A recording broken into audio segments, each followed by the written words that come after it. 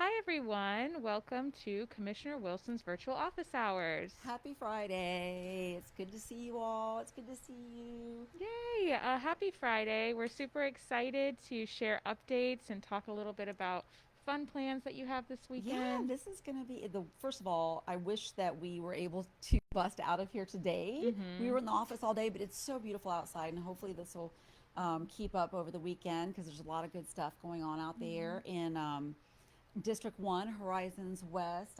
There's a Horizon West Fest happening, and I think they are selling tickets, lots of fun things for families and kids, and I'm looking forward to it. I know the people that put it together put so much work into it, and we're just really grateful that they're there. Horizons West happenings always make sure that we know what's going on Horizon West and really building that sense of community. What is the website they It's should? horizonwestfest.com. Cynthia Daly is our primary contact, and we'll add everything into the comments. So if you have any questions, feel free to drop them into the comments so that we can bring them up later and definitely share information in the thread. Yeah, and just to make sure you all know, she's really done a great job also making sure that she was following CDC guidelines, so masks will be required, and they're being very careful about the amount of, I think, wristband sales so that they don't have any social distancing issues. So just wanted to make sure that I followed up with that because I think she's done such a great job of putting this together, or they have putting this together, and are really looking forward to another great event, even in these challenging times. And I think we have to embrace the good times when they come around and really Mm-hmm. appreciate each other every chance we get. How about you? Anything big on the schedule for this weekend? Well, just lots of cleaning, packing. I'm going to be moving soon. So, just It's packing up my exciting. house and, just those types of fun, exciting things. But I really am excited to share some of the updates of this incredible week that you've had. Yeah, this, I mean, it's there's just a lot that gets crammed in, and especially these weeks leading up to a BCC meeting, because of course an agenda comes out, which um, requires us to really kind of dig in and make sure that we understand what's being presented. I don't ever want to take a vote on something that I'm not fully understanding what the implications of that are. And so that always happens on these off weeks. Luckily, I rely on the brilliant minds in this office, and I think you all have heard me talk before about Anne when we're doing research for the BCC, but she also gives us our updates weekly on what's going on out there as far as vaccines and COVID testing, sort of our COVID updates. And so I know she's really going to be mad at me for this, but I'm going to put her on the spot and make her pop into the screen here and say hi, because she's been such a great resource and a should have an opportunity to be on mic for a moment. I feel like Johnny Carson. Welcome to the Tonight Show. I didn't make you do a monologue. That's the good news. This is Anne. Anne is going to give us a quick update and on COVID, and hopefully, as time goes on, we'll get a chance to chat about more things. I'm not going to put her on the spot for more than that today, though. Hi. Okay. So in regards to COVID, there's obviously every day there's a lot of changes, but as of March 4th, all K through 12 OCPS employees, regardless of their age, are eligible to receive the COVID-19 vaccine at all Florida federal distribution sites. Okay, So so just to be clear, because I want to make sure, this has been so exciting. I know my teacher friends out there, we've all been waiting on pins and needles for this time, and we are rooting for you all to be done. This is teachers and staff, everybody that works at the school, correct? yes, everybody, all employees for OCPS employees. Now, there is information for people who also work at daycare type facilities as well. So don't assume that just because you don't work for OCPS that you don't qualify. I will put some stuff into the chat after I get off here for more information. Just remember to bring your OCPS ID to one of those FEMA sites. There are a total of three here. One is at Valencia College West on Kirkman Road. Another one's at Inglewood Neighborhood Center, and the last one is at Kelly Park. There's also vaccines available for teachers at CVS, Walmart, and Publix. So just check their Yeah, check the website, their I was going website. to say, go Yeah. on the website, make sure the one closest to you has it. I know that probably for a lot of people that would be tuning in to us here in Orange County, that Valencia West site's pretty close, and I think the one in Apopka is not too far either. But those are FEMA sites, which means they are being the inventory is coming directly from the federal government, and the constraints that Orange County has had based on the governor's priorities don't apply. So we were really, really grateful to hear that the federal government understood that in order for our kids to be able to go back to school safely, and for our teachers to feel comfortable enough to teach in a classroom, that they needed to be vaccinated. So thank you, teacher. Remind a teacher. This is to me such great news. I feel like after what has been a year of wondering what schools and classrooms were going to look like, this week, hearing that teachers are ready to get safely vaccinated, and I've talked to friends today that were headed out to get theirs done. I'm just feeling very encouraged. So at the FEMA sites, it actually says walk-ins are welcome. So if you are getting frustrated, don't be afraid to just go there. Unfortunately, it only says walk-ins welcome at Inglewood and Kelly Park. I think at least yesterday when I checked sort of online, the one at at Valencia, I think that there was a pretty good turnout there. And I know they have to obviously space everybody out to get those, because it's not the appointment type situation that we have with the county. So they may have either later on in the day. I don't know if they close it to or maybe have people check in. I'm not sure, but I know they're going to continue to open them, and I know that the FEMA sites were going to be, I think, located in areas that were not really close to where some of the other Orange County sites had been, or where the Orange County site was. So hopefully we'll hear about more and more of those opening, and we'll just kind of get out whatever we find. We will continue to push it out. And I was told actually by an Orange County employee that he was able to get his shot, and so was his wife. And he said, just be patient. What he did was he woke up early in the morning, and it automatically refreshes for certain websites, and you'll see it all. So just be patient. So that's for the Orange County appointments, right? No, this one was for Publix. Okay. I was going to say, because the Orange County appointments, it's still the same portal that we've had. We haven't switched over to anything different. So and that's the convention center. That one is still 65 and up until we get some, I think, more specific direction from the governor. And I know that healthcare workers are also receiving vaccines at that site. Thank you. Thank you. Thank you so much, Anne. Thank you. Great job. She is just dig in, get the facts, get the data, get it out to us. So I am very grateful, and I know that with especially the interaction between the federal government, the state, and the county, that there's always so many moving parts. So I really appreciate that and the update. And if you have any questions, please reach out to us, because obviously we're learning daily about some of the changes, and when eligibilities expand and inventories expand. But it looks like with the addition of a Johnson & Johnson vaccine, it looks like the overall percentages are going to really jump fast here. So we're just going to keep optimistic about that. Very exciting news. So, also one of the other things that we keep everybody posted on is the Vision 2050 surveys that are online. And there's actually a series of town halls that are going to be coming up. So the Vision 2050, once again, is, and I'm sorry for the people that do tune into these all the time, that I feel like we kind of go over some of these things a lot, but it's really important, and I want to make Help us get the word out. Right, exactly. I want to make sure that we don't look back and wish that we had said it more. So the intent is to make sure that we are repeating it so much that even if you've tuned in just for one of these, you've heard about it. Vision 2050 is the update to the Orange County Comprehensive Plan for everybody that has their own frustrations with the way that our area, Orange County, has developed, and how development plans come into be.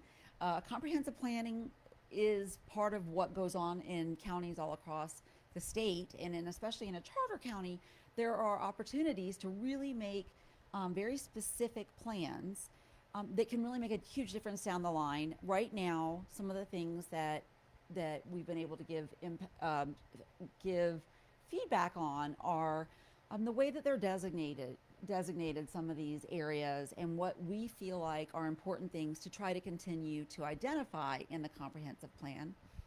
And we were able to actually talk to the team in planning that's working on comprehensive planning and the Vision 2050 this week, and tell them one of the things that we were concerned about specifically was this sort of blind spot for water and how water needs will continue to increase as our density increases. And so in comprehensive planning, one of the things we look at is, where does high density make sense, and where do we keep low density areas or preserve low density areas. And the combination of those things in any community is what gives that community character, makes it livable, and makes it an enjoyable place to live and to work and play and school.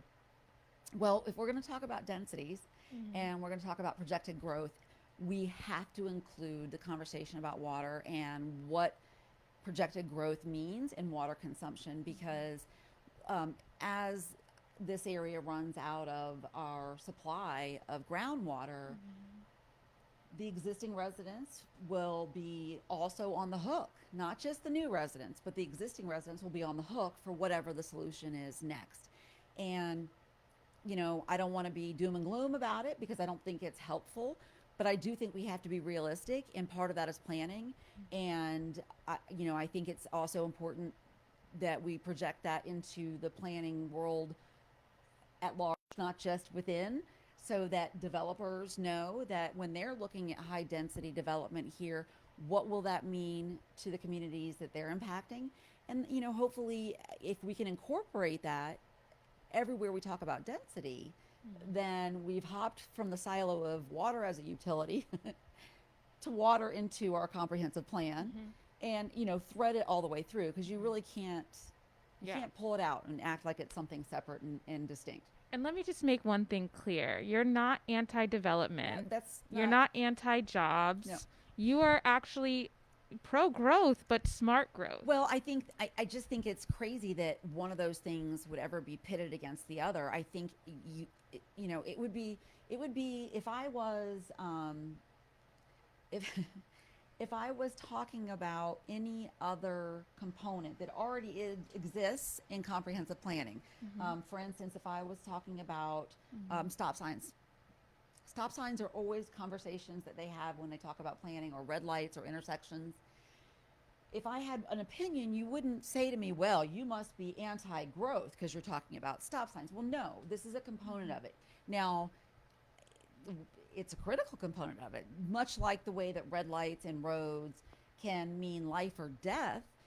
The way that we treat our water will also be either life sustaining or not, and those things can't be ignored. So yeah, this isn't about trying somehow to impede growth. It's really trying to be thoughtful about it and make sure that we can do it in a way that sustains life, not just our life, but life on the planet. Well, it breaks my heart, because I drive by empty plaza next to empty plaza, and then we get here, and half the emails that come in through constituents that are freaked out are about clear cutting, and their forests are gone. And in my mind, it just doesn't feel sustainable when you have flooding and clear cutting happening in like most of your district, because it's growing so quickly, and then you're driving by in other parts of the county just empty, unfortunately closed down businesses. And I want people who are tuning in here to know that one of the things that we're really honing in on is how to foster, how to encourage, how to subsidize, if need be, a backfill versus, doing this, constant, what they call, greenfield development, where we'll just abandon the old strip mall and build a new strip mall. And, I think the problem that we're facing every 2 weeks when looking at the development plans that are happening in Horizon West or in West Orange County and parts of East Lake County, Well, this is actually a designation that's in our current comprehensive plan for Horizon West, is that it's designated village, and it has this what is it, intended growth sector designation, and they talk about it. But really, when those things were first conceived of, the idea was that there would also be economic drivers and innovative new technology cores where people really would work, play, and school there. There has been an erosion of that concept, and so what we've ended up with in a lot of the examples that are brought before the board is just sprawl. And so really looking at the things that there are still some decisions left to be made, because unfortunately what you finally see out there going up was in planning phases years ago.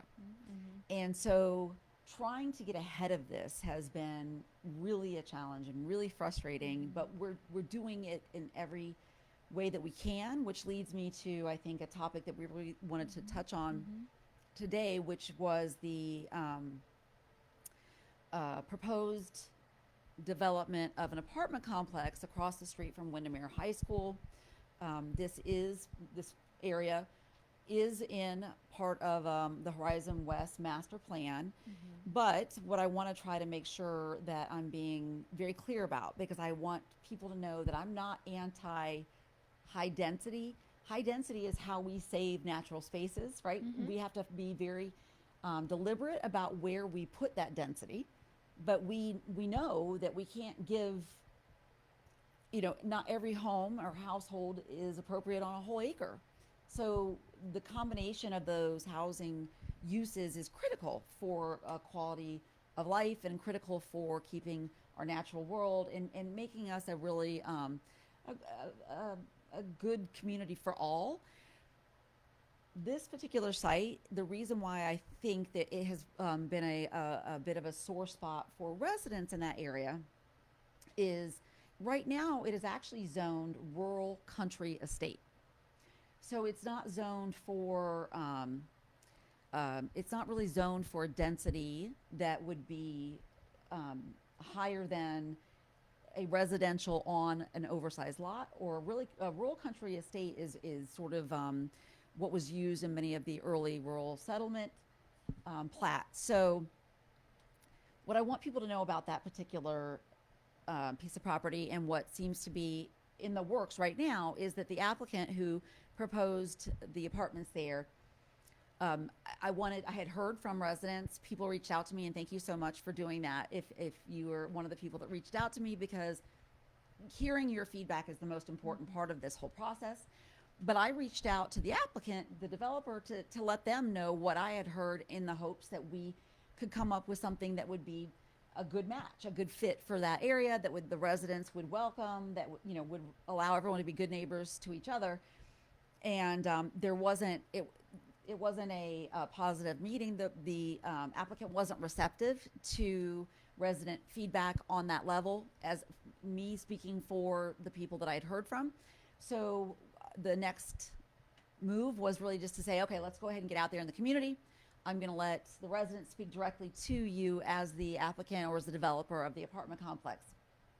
I will tell you, internally, there are, I think, issues that not just I have, but also staff has with the fact that the comprehensive planning for Horizon West required that any residential development provided connectivity to the surrounding residential developments, and the developer for this apartment complex didn't provide for that. It also, our code requires there to be compatibility with surrounding areas, and there is none of that. And then I think salt on sort of the wound in this area is that it's right across the street from the rural settlement that was in controversy when Windermere High School was built. And Windermere High School, if you were around during this time, the families that are there now had to really fight hard to have a high school built there, even though houses were already in the area requiring a school. So, if you talk about growth and how we do it, the argument shouldn't come up at the school phase, because once the houses are there, we know people are coming, and once the people are there, we know we need a school. So, to me, the fight over that rural settlement should have happened when the houses were coming, not when the school was being built. But there was, at the time, the county commission voted not to even allow a school to be put there. And so OCPS, our school district, all these things paid for by your tax dollars, sued. And so the Orange County government and Orange County Public Schools had to go in front of a judge. And the school district said, we need a school because there's houses. And Orange County government said, but it's a rural settlement. We don't know if a school should go there.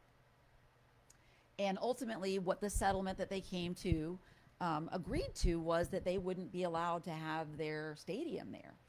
So, even though it's a big, really beautiful new high school, and, I think it should be considered something for the community to be proud of. High schools are so much fun. You go on a Friday night to a game, and, I love driving by West Orange and hearing the band. And this high school is going to have continued challenges because their stadium is actually off-site. So when I spoke with the developer about the property across the street, my comment was, I want you to know this is sensitive because across the street, that is the rural settlement. And even though this property is not rural settlement, the street divides it, it is still close enough for people to really wonder why the school was treated so differently than the developer of an apartment complex. And you're going to probably be getting questions about this. So, I just wanted to make sure I was really clear about the concerns that residents had. Additionally, there were a series of waivers that they applied for, including getting rid of a 100-foot setback in between the apartment complex and the surrounding neighborhood. They wanted a waiver on the height. That area requires a certain height, building height, and you're not supposed to go over that, and they wanted a waiver from that. So there were several points of concern, and we're just going to bring it out, and you will hear from me as soon as I get the dates and the times, and we will really try to coordinate and make sure it's convenient for people to get their voices heard. That's a common theme in every single topic that I think we bring up every week, is that the people have to come out. They have to show up to the BCC or whatever community meetings in order to, because you're fighting in the room. It's just, if you have more voices behind you coming and showing up, then you're even more influential against some of these things that aren't agreeable with the community. Exactly. That's exactly right. And I work for you all. I work for the residents. And that being said, I know that I also have to take into account that all of the pieces of property that are in potential development phases are owned by people, and those people have rights, and they have due process rights. So in order for us to be able to balance those due process rights and their property rights, and balance that with what your rights are as residents and your own property rights and how it's going to affect your property rights and your quality of life or your health and safety, I have to have as much information as you know that I may not know. So, this has come up.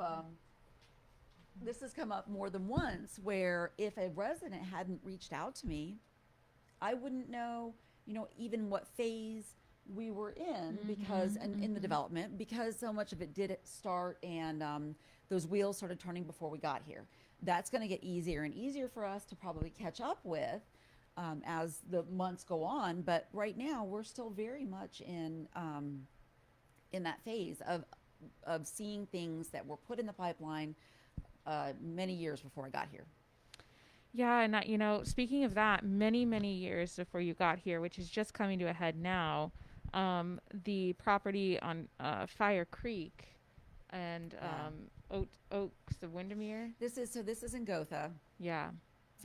Fire Creek development, and I am going to try to be as diplomatic as I can about the way I feel about this, because the way I discovered what was going on there was I went on a run in the morning and rounded the corner to one of the areas that's usually very wooded, which usually when it's a warm, muggy day, you get a cool blast out of those woods. And it's like, it's nature giving me a little pat on the back for getting out that morning. And I rounded the corner, and it was cleared, and piles of old growth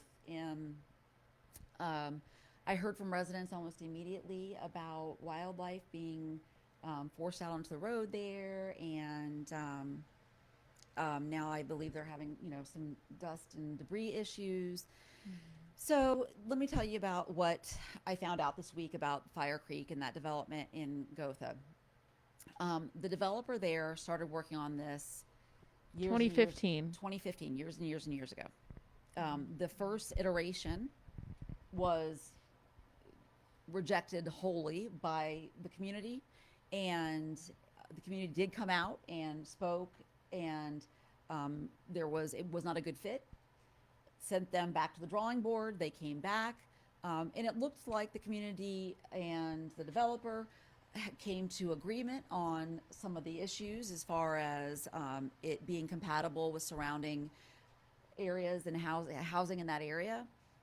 They even came to what looks like some agreement on contributions to moving traffic through there and a roundabout and what is a very dangerous corner in Gotha, and even some agreement on how to preserve some of the canopy, which is what I've just described was not there when I ran by that morning. So after hunting down some of the people that knew about this and that had helped with the engineering phases of it and understood the developer's plans and implementation, what happened was the developer who originally came to the community and worked with the community on what would be a vision for this compatible development, put together these beautiful renderings, talked about some great ideas. This is 2016, I think, was the last one of the meetings with the community.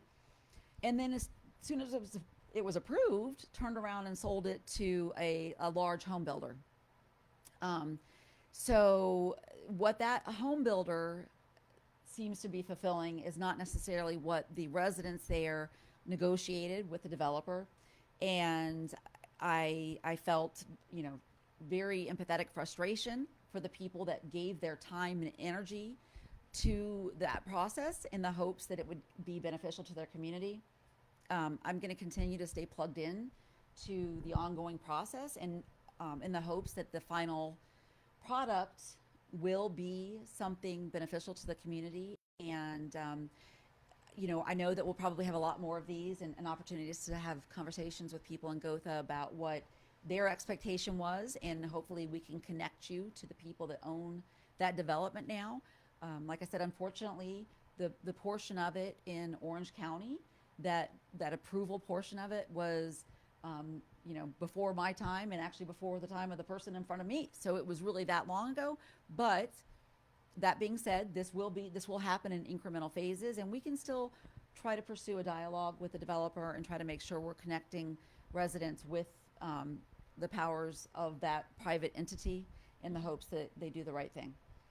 It really feels like a race, just being month 3, really. It feels like a race against time and a race against, development. And you're trying to get ahead of what is coming down the pike, but then you're also trying to learn how to amend the code to properly value nature and the buffers that are naturally occurring, the pre-existing 100-year-old oak trees that are on properties, and even a rubric that can properly quantify the animals and the species that are on the property before development. Yeah, and that was another one of the conversations we had this week about with the good people in EPD about trying to figure out how we can do a better job. There are protections that are put into place at different levels for endangered and imperiled species that are of special concern. But what about the ones that we just want to take care of because they're part of an ecosystem and part of our lives, and they should be taken care of because they are alive?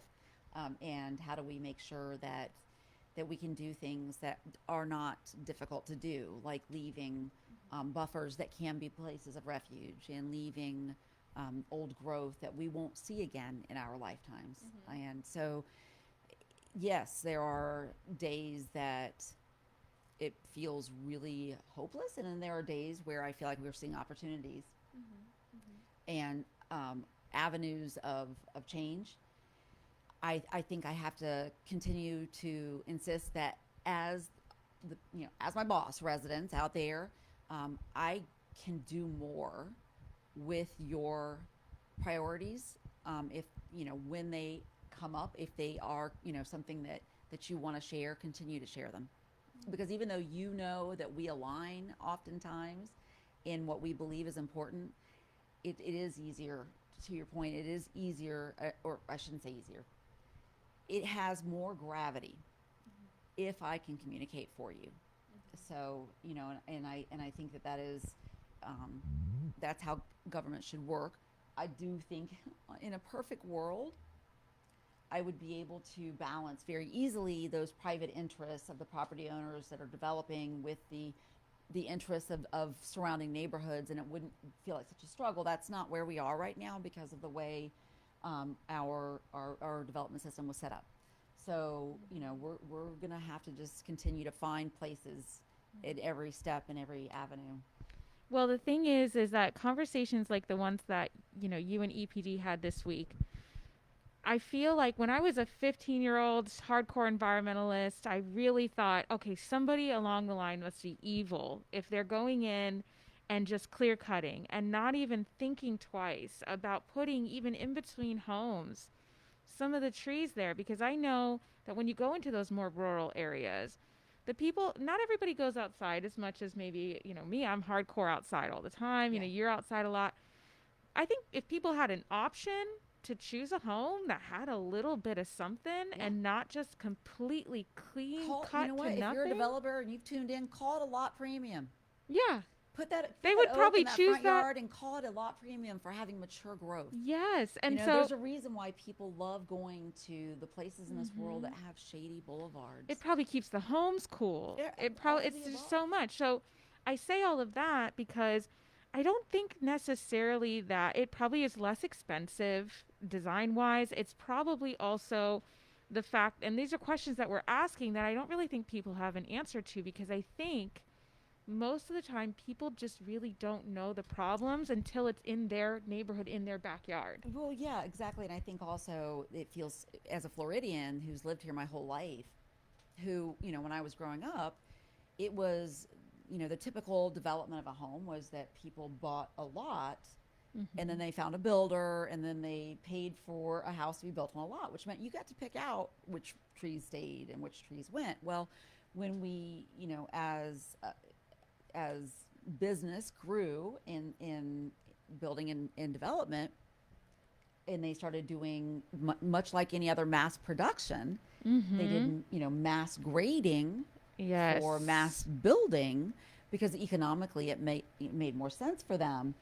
We lost that character, and I can almost tell you the day that I drove by one of those for the first time in Florida and thought, that looks like a California neighborhood. That doesn't even look like a Florida neighborhood, because we didn't have that type of development when I was growing up in North Florida.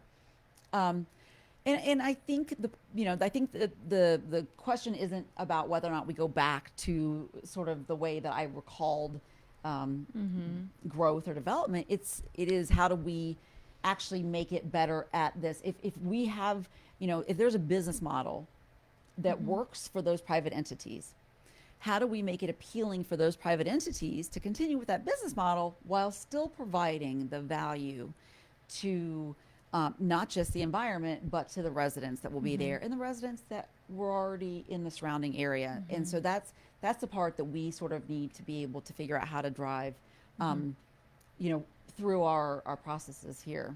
And that's why that push from the top down is just as important as having the community engaged, because now one of the biggest things that we're seeing every week is flooding. Every week. And I think Every day. I think it's not necessarily like, I don't know if my brain just goes there and I'm like, is somebody plotting this where we're just putting in a closed basin, we're putting all these developments when topographically you can tell that it's going to fill up like a bowl of water after a hurricane, and that people are just dangerously close to the flood lines. Is someone planning this? But I think it's the information needs to be accessible, and it needs to be less of a manufactured structure. It needs to be more interactive. Well, right. And I think, after, and she's not kidding, we get calls, we have more water issues than I would say that's probably the top. Is that our top? Oh, for sure. It's our top. Oh, we see pictures of It's our people. top constituent issue. And it's all across District 1. So, if you are somewhere near a lake and it's happening to you, just understand that you're not alone. And we have people that are nowhere near a lake that it's happening to. And, the causes are many. One of them is definitely, we talked about climate change, the fact that the percentage of rainfalls we get, it's just changing, right? And I think there are so many people that think if you're not on the coast, that somehow you're not going to be affected by climate change. And I think, when you see these record-breaking rain totals again and again, that is an indication of those extreme weather patterns. In addition to that, you look at how many surfaces we've paved over, all these, what were permeable surfaces that provided filtration. It were sponges, right? We had sponges that have pavement over them. Well, water runs off of those. And even if you have what at some point in an engineering world was a good stormwater management system, it's not keeping up. and then add to that some of the water bodies that we have that are either connected to each other or connected to a canal system, and are not flowing the way they had in years past because of development in some portion of that water system.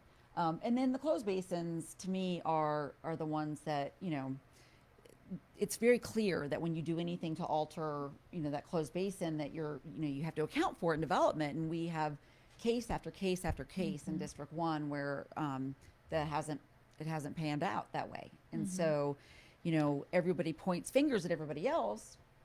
When you go to these meetings, DOT says it's the county says it's the city says it's the HOA, the HOA says, well, if people would stop putting leaves down their culvert, and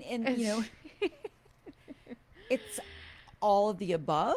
And I think that when we think about how to move forward, what we got to do is at least go with what we know works as fixes, right? So we do know that keeping the vegetation that can absorb water is a really good idea. Keeping our wetlands intact because they act like sponges and buffers is a really good idea.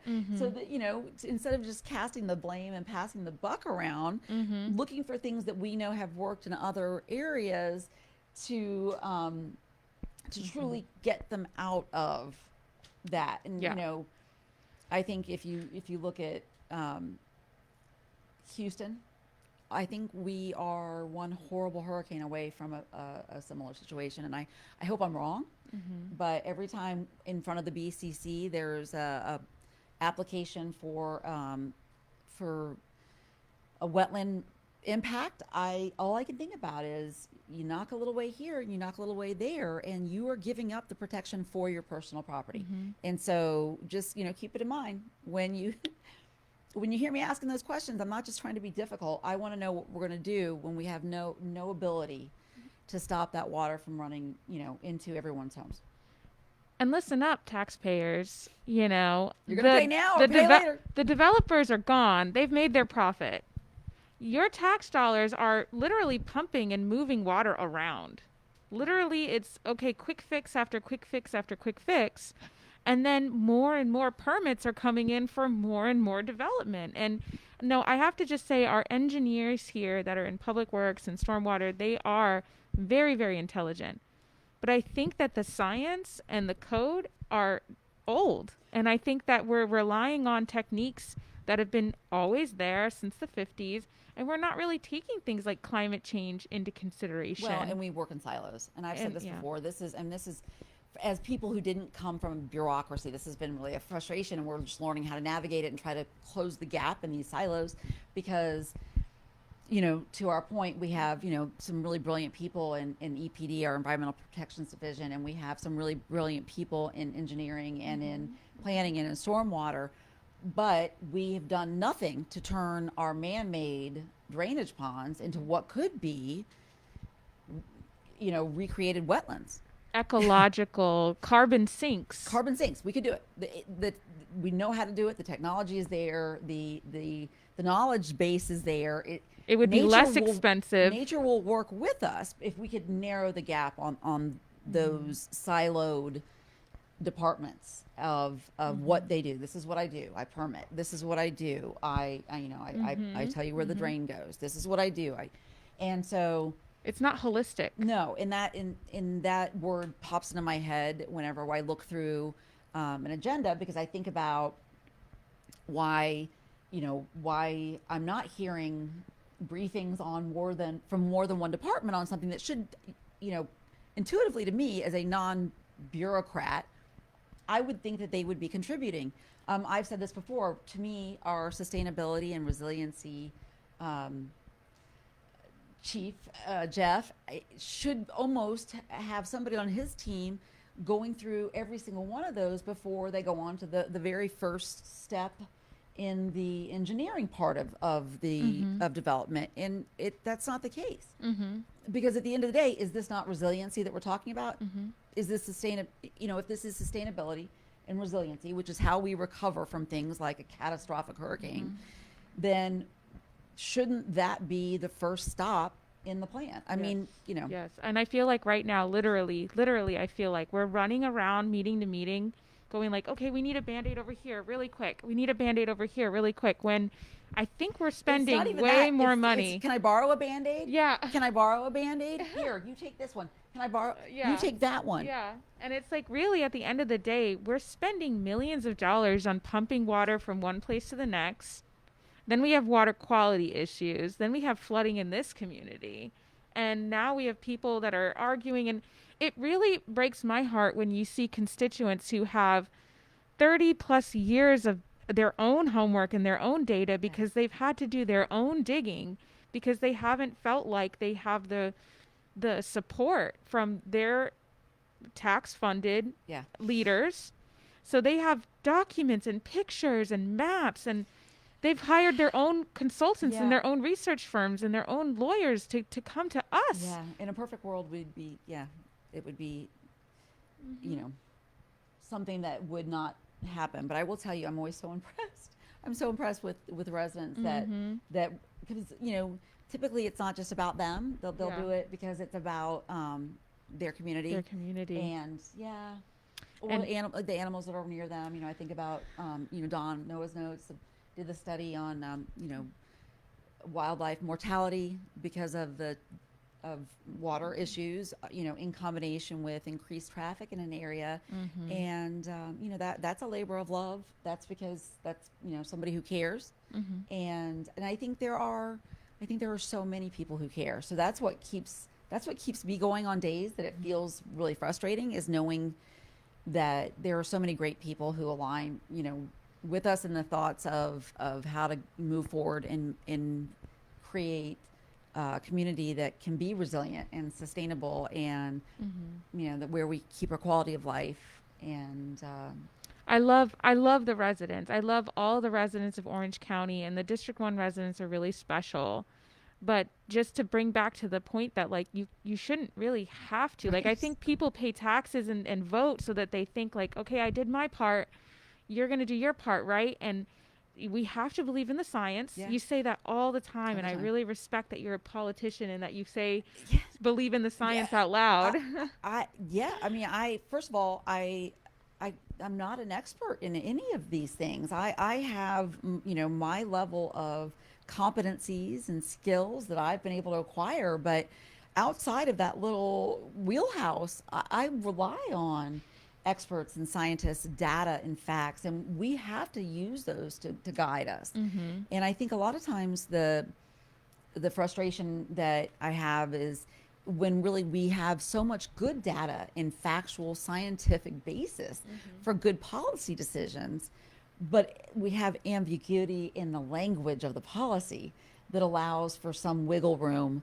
And so that is where I think as a legislator or somebody who is hopefully going to be able to have some influence on some of that language is making sure that it is tied to data and facts and science. That it's not ambiguous, that it's not a self-fulfilling prophecy of foregone conclusions, that this is how this is going to happen. We just end up flooded after a while. That's the Yeah. foregone conclusion. It's how we've always done it.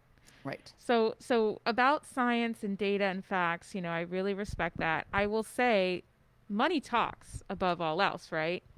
So one major issue that this I feel there's so much parallel, even though it's a completely different, more like a social justice issue, are these homeless camps Oh, this is hard. that at the end of the day, if we're talking about data, if we're talking about facts and money, we are spending so much money as a county moving homeless people to and from jail, having to get them in temporary housing or shelters, or even just maintaining um, some of the areas in which where these homeless camps might take place, and our police force and law enforcement having to deal with these issues, then giving the rehabilitation and the mental health and the education and the accessible resources needed to keep people off the streets. But homeless camps exist, and how a county respects and treats other human beings is a symbol of the Yeah. county's quality of life, right? Oh, I mean, I think you can judge a people by the way that they care for their most vulnerable. And anytime that you look at a population of people who are unhoused, typically there are going to be people in there who are suffering with chronic mental illness, with addictions, and I think that those are our most vulnerable. Those people can be very challenging. We have a very challenging set of circumstances in District 1 for the people that are, there's so many people out there that are really great about helping and pitching in and doing what citizens can do, which isn't, it's hard. It's hard that, we want to be able to do more as citizens. And so I have been really pushing and trying to put the pieces together. We've been working really hard. Lee's been working really hard to figure out what in the heck's going on out in District 1. There were, as is pretty typical for southern cities, there's still a lot of areas that are wooded in pockets, even within a urban service boundary. And in District 1, those areas provided shelter for people who were setting up camp because they were homeless. And what happens is that a lot of times you can't even see them from the road. There's a group of people that have been able to set up camp there, and it feels safe because it's tucked away. They're not in a city alley or under a high-speed overpass. So you could see the appeal for someone who's challenged with housing to be somewhere like that. You're outside, right? And then what happens, because District 1 is the place where all this growth is going on, and these are, in all fairness, private property sites, but there years and years went by with no interaction with the population of people who were living in some of these areas. And then over the last 6-7 weeks, they've been what's called trespassed, which is the landowner, the property owner, decided to shove them out. And it's heartbreaking, and it's also, I think, a difficult thing for the public to understand, because it looks like really cruel behavior on the part of the county. And I just want people to know that we have spent an unbelievable amount of time into the late nights and into weekends trying to piece together some of these events where homeless people were put in really dangerous circumstances on cold evenings. And it was not the county in operating in any of those situations that we've heard of. We met with our code people. We met with our contact at the Orange County Sheriff's Department. We spoke with our team from social services that does homeless outreach. We spoke with a local pastor who is a tireless advocate. We've looped in people from other departments who may know of what was going on and tried to get to the bottom of this. And at the end of the day, it's the action of a private individual. It's the action of the landowner. And so we're going to continue to work with our social services team, with the private partners that we have, the nonprofits in the area. Matthew's Hope has been really, really, oh my gosh, we rely on them. We get a chance to hopefully work with them in the future on really coming up with some long-term solutions, because what we have right now is not okay.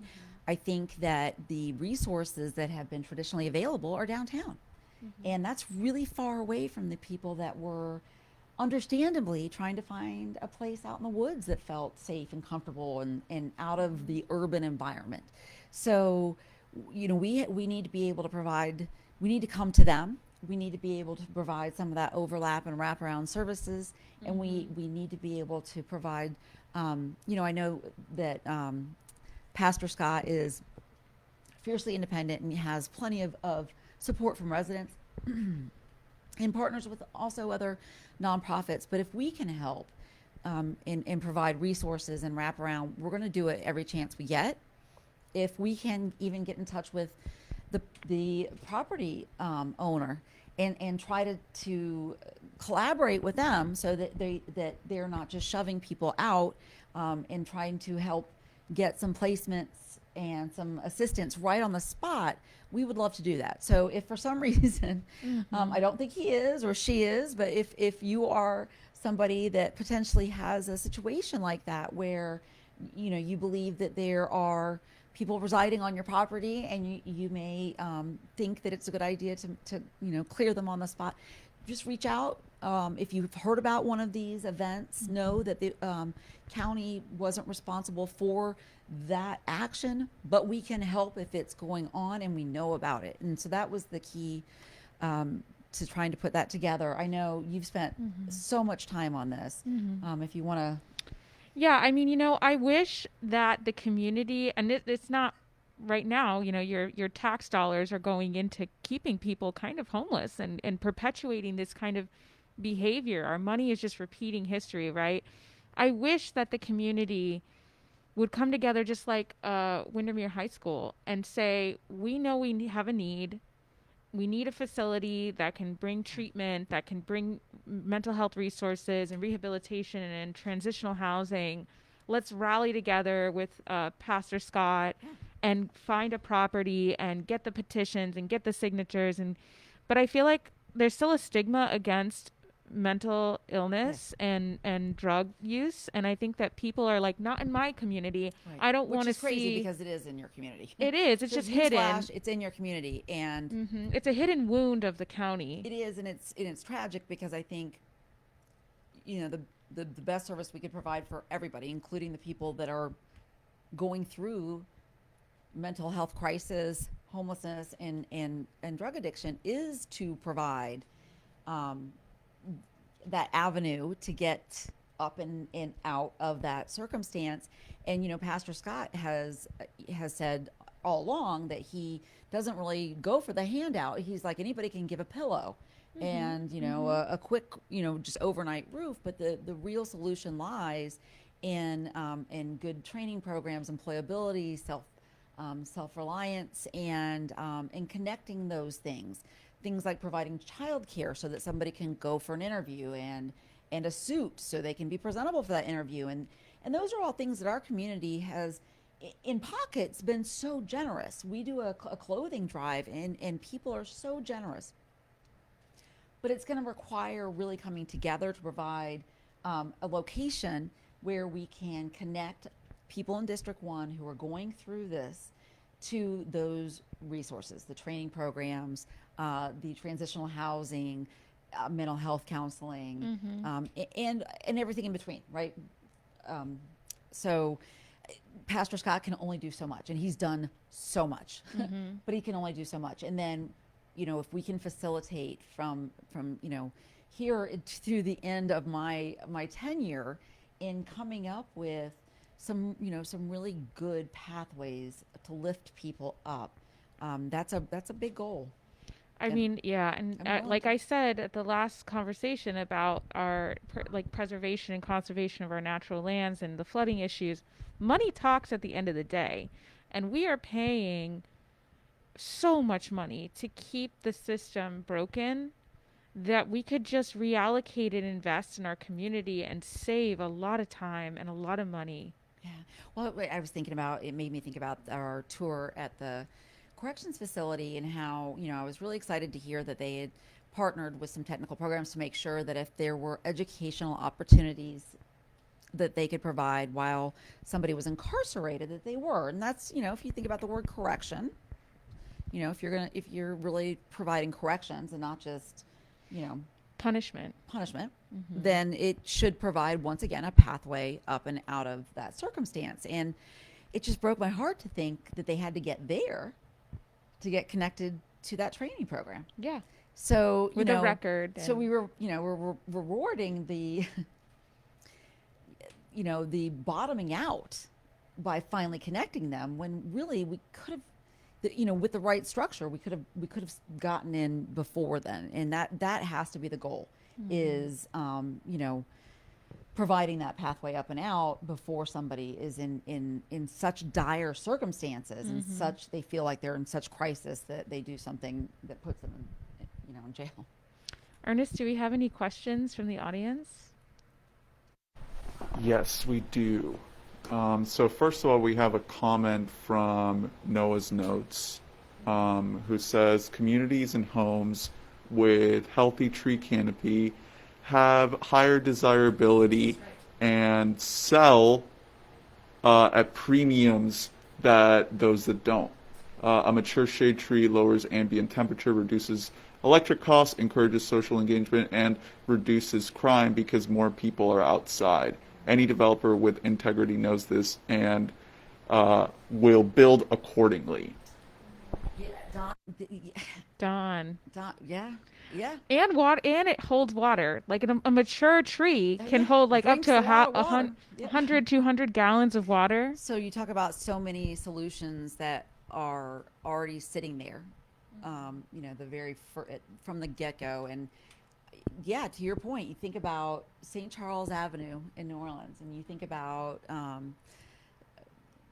Times Square. Yeah, I mean, Central Park. When the Central Park is like, to me, the most, the property around there, the highest end, and it's because people want to be around that green in the forest, and how, boulevards of the greatest neighborhoods in the world have a certain character that include mature trees and growth and old growth, and it is something that you don't have to be a 300-year-old community to have. You just have to regard the growth that's there when you build your community. And I know a lot of District 1 was citrus.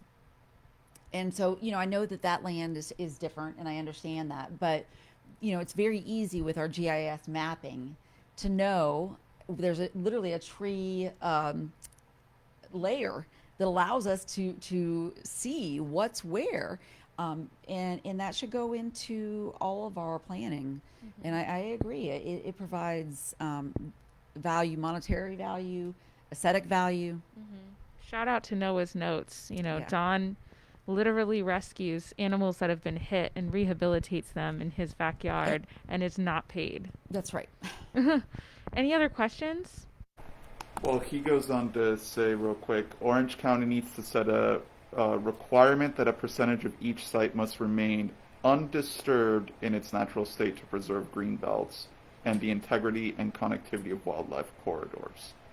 And then our question that comes from Jeffrey Young says, when Epic Universe construction is starting up again, Williamsburg wants to know if the traffic signal at Orangewood and Gateway will be in place and the Kirkman Road extension south will be open before the new theme park is open. Okay, so for my Williamsburg friends, we are going to be down there and make sure that we have our community's thoughts, wishes, and really, I think, the critical parts of your infrastructure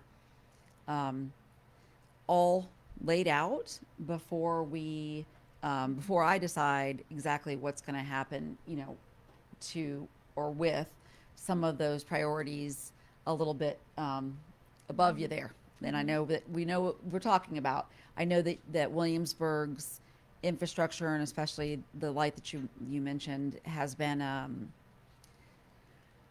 pushed off for long enough, and so it is a priority. And right now, as far as what's going on in Universal, I know that there's been a pause for the construction, and but the funding is in place for the road that's going through. So we will continue to have any updates I get as far as the way that the engineering looks. I will come to you before I make any yes or no votes. And once again, I'm only one vote, but clearly Williamsburg will be a high priority in any of those discussions. Please email us, make sure that we have exactly identified those areas of concern, so that when I go and hear from the other interested parties, I know what your areas of concern are. Yeah, Williamsburg is going to be one of the first communities that we do a meet and greet.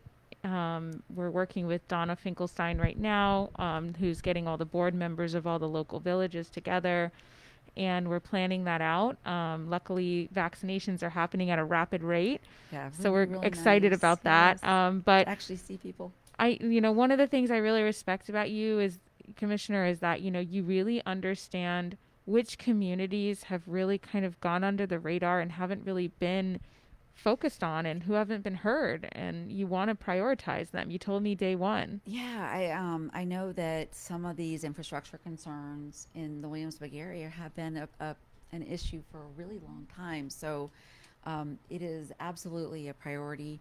And I think that when we talk about the way that the county divides up its budget and starts to look at some of these funding silos, that I'm always gonna keep I'm always gonna keep District 1 at the top of the priority list for me, and all of District 1. Williamsburg is right there on the other side of some very specific funding plans that have been put into place historically, and I'm always going to go to bat for Williamsburg, and trying to understand why they're not getting the same type of treatment, if not better treatment, for having endured some of the effects of that growth, that particular growth. And so